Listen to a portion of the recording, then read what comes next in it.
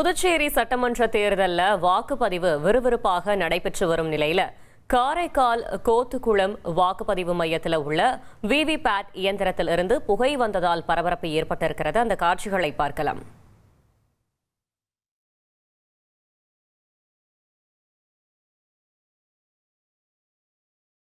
கூடுதல் தகவல்களை செய்தியாளர் அந்தோணிராஜ் வழங்கிட கேட்கலாம். அந்தோணிராஜ், வணக்கம்.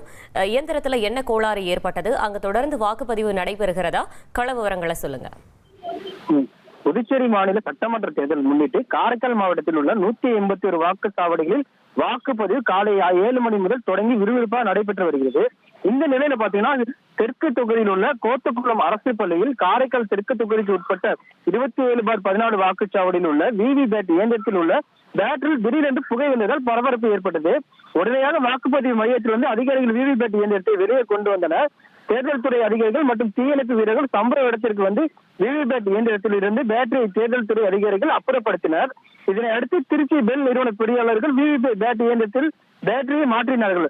சம்பவ இடத்திற்கு வந்த மாவட்ட தேர்தல் நடத்தும் அலுவலர் பூஜா சம்பவம் குறித்து அதிகாரிகளிடம் கேட்டு விசாரணை மேற்கொண்டார். தொடர்ந்து விவிபேட் இயந்திரம் பழுது ஏற்பட்டதால் 10 நிமிடத்துக்கு மேலாக வாக்குப்பதிவு நிறுத்தப்பட்டது. தொடர்ந்து அதிகாரிகள் பேட்டரியை மாற்றிய நிலையில் மீண்டும் வாக்குப்பதிவு தற்போது தொடங்கியுள்ளது. தகவல்களுக்கு நன்றி அந்தோணிராஜ்.